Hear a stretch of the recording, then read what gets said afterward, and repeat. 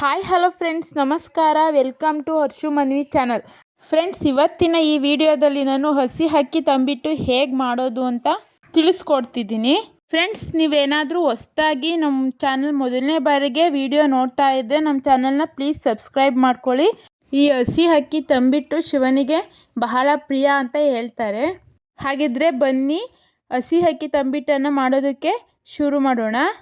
ಈಗ ಮೊದಲಿಗೆ ನಾನಿಲ್ಲಿ 1 ಕಪ್ ಆಗೋಷ್ಟು ಅಕ್ಕಿನ 3-4 ಸಲ ಚೆನ್ನಾಗಿ ತೊಳೆದು ಅದಕ್ಕೆ ನೀರು ಹಾಕಿ ಒಂದು ಅರ್ಧ ಗಂಟೆ ನೆನೆಯಲು ಬಿಡಬೇಕಾಗುತ್ತೆ. ಅಕ್ಕಿ ಒಂದು ಅರ್ಧ ಗಂಟೆ ಚೆನ್ನಾಗಿ ನೆಂದಾದಮೇಲೆ ಒಂದು ಕಾಟನ್ ಬಟ್ಟೆ ಮೇಲೆ ಹಾಕ್ಕೊಂಡು ಅದರ ತೇವಾಂಶ ತೆಗಿಬೇಕಾಗುತ್ತೆ. ಸ್ವಲ್ಪ ನೀರಿನಂಶ ಕೂಡ ಇರುತ್ತೆ. ಸೊ ಹಾಗಾಗಿ ಒಂದು 10-15 ನಿಮಿಷ ಒಂದು ಕಾಟನ್ ಬಟ್ಟೆ ಮೇಲೆ ಹಾರಾಕ್ಕೊಳ್ಳಿ. ತೇವಾಂಶ ಇದ್ದರೆ ಏನಾಗುತ್ತಪ್ಪ ಅಂದರೆ ತಂಬಿಟ್ಟು, ಹಸಿ ಅಕ್ಕಿ ತಂಬಿಟ್ಟು ಅನ್ನೋದು ನೀರು ಥರ ಆಗ್ಬಿಡುತ್ತೆ. ಸೊ ನಮಗೆ ಕ್ಲೀನಾಗಿ ಉಂಡೆ ಕಟ್ಟೋಕ್ಕೆ ಬರಲ್ಲ. ಅದಕ್ಕೋಸ್ಕರ ಈ ರೀತಿ ಒಂದು 10-15 ನಿಮಿಷ ತೇವಾಂಶ ತೆಗಿಬೇಕಾಗುತ್ತೆ. ನೋಡಿ, ಇವಾಗ ಒಂದು 10-15 ನಿಮಿಷ ಆಗಿ ತೇವಾಂಶ ಎಲ್ಲ ಹೋಗಾದ್ಮೇಲೆ ಒಂದು ಮಿಕ್ಸಿ ಜಾರ್ಗೆ ಹಾಕ್ಕೊಂಡು ನುಣ್ಣಗೆ ಪೌಡರ್ ಥರ ಮಾಡ್ಕೋಬೇಕಾಗುತ್ತೆ.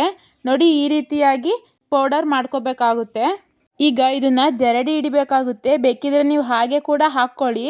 ಇವಾಗ ನಾನು ಒಂದು ಅಗಲವಾದ ಪಾತ್ರೆಗೆ ಹಾಕ್ಕೊತೀನಿ, ಯಾಕೆಂದರೆ ಜರಡಿ ಹಿಡಿಯೋದಕ್ಕೆ ಹಾಗೆ ಮಿಕ್ಸ್ ಮಾಡ್ಕೊಳ್ಳಿಕ್ಕೆ ಈಸಿ ಆಗುತ್ತೆ ಅಂತ. ನೋಡಿ, ಇವಾಗ ಜರಡಿ ಹಿಡ್ಕೊತಿದ್ದೀನಿ. ಇನ್ನು ಸ್ವಲ್ಪ ಉಳಿದಿರೋ ಅಕ್ಕಿನೂ ಕೂಡ ಇದೇ ರೀತಿ ನುಣ್ಣಗೆ ಪುಡಿ ಮಾಡಿಕೊಂಡು ಜರಡಿ ಹಿಡ್ಕೊಳ್ಳಿ. ಜರಡಿ ಹಿಡ್ಕೊಂಡಾದ್ಮೇಲೆ ಒಂದು ಬೌಲ್ ಆಗೋವಷ್ಟು ತೆಂಗಿನಕಾಯಿ ತುರಿನ ತುರಿದಿಟ್ಕೊಂಡಿದ್ದೆ, ಅದನ್ನು ಹಾಕ್ಕೊತಿದ್ದೀನಿ. ತೆಂಗಿನಕಾಯಿ ತುರಿ ಜಾಸ್ತಿ ಇದ್ದಷ್ಟು ಈ ಹಸಿ ಅಕ್ಕಿ ತಂಬಿಟ್ಟಿಗೆ ರುಚಿ ಸ್ವಲ್ಪ ಜಾಸ್ತಿ. ಆಮೇಲೆ ಒಂದು 3/4 ಬೌಲ್ ಆಗುವಷ್ಟು ಬೆಲ್ಲದನ್ನ ಪುಡಿ ಮಾಡಿ ಇಟ್ಕೊಂಡಿದ್ದೆ, ಅದನ್ನು ಹಾಕ್ಕೊತಿದ್ದೀನಿ. ನೀವು ಬೇಕಿದ್ರೆ ಬೆಲ್ಲನ ಒಂದು ಬೌಲ್ ಆಗೋವಷ್ಟು ಯೂಸ್ ಮಾಡಿ, ಸ್ವೀಟ್ ಜಾಸ್ತಿ ತಿನ್ನೋರಿದ್ರೆ. ಇವಾಗ ಒಂದ್ಸಲ ಚೆನ್ನಾಗಿ ಕಲಿಸ್ಕೊಳ್ಳಿ. ಈ ಹಸಿ ಅಕ್ಕಿ ತಂಬಿಟ್ಟು ಅನ್ನೋದು ಕೂಡ ತುಂಬಾ ರುಚಿಯಾಗಿರುತ್ತೆ. ಎಲ್ಲದನ್ನೂ ಚೆನ್ನಾಗಿ ಒಂದ್ಸಲ ಮಿಕ್ಸ್ ಮಾಡ್ಕೊಂಡಿದ್ದಾದಮೇಲೆ ನಮಗೆ ಯಾವ ಸೈಜಿಗೆ ಬೇಕೋ ಆ ಸೈಜ್ಗೆ ಉಂಡೆಗಳನ್ನು ಕಟ್ಕೋಬೇಕಾಗುತ್ತೆ. ನೋಡಿ, ಈ ರೀತಿಯಾಗಿ ಉಂಡೆಗಳನ್ನು ಕಟ್ಕೊಳ್ತಿದ್ದೀನಿ. ನೋಡಿ, ಇದೇ ರೀತಿಯಾಗಿ ಎಲ್ಲದನ್ನು ಸಹ ಉಂಡೆ ಕಟ್ಕೊಳ್ತಿದ್ದೀನಿ. ನೋಡಿದ್ರಲ್ಲ ಈ ಹಸಿ ಅಕ್ಕಿ ತಂಬಿಟ್ಟು ಯಾವ ರೀತಿ ಮಾಡೋದು ಅಂತ.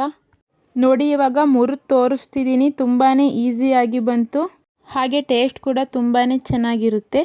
ಸೊ ಹಬ್ಬಕ್ಕಂತಲೇ ಅಲ್ಲ, ನೀವು ಮನೇಲಿ ಫ್ರೀ ಆಗಿರೋರು ಕೂಡ ಈ ರೆಸಿಪಿನ ಟ್ರೈ ಮಾಡ್ಬೋದು.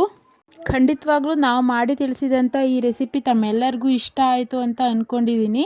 ಇಷ್ಟ ಆದರೆ ಈ ವಿಡಿಯೋಗೊಂದು ಲೈಕ್ ಮಾಡಿ, ಜೊತೆಗೆ ಕಮೆಂಟ್ ಮಾಡಿ.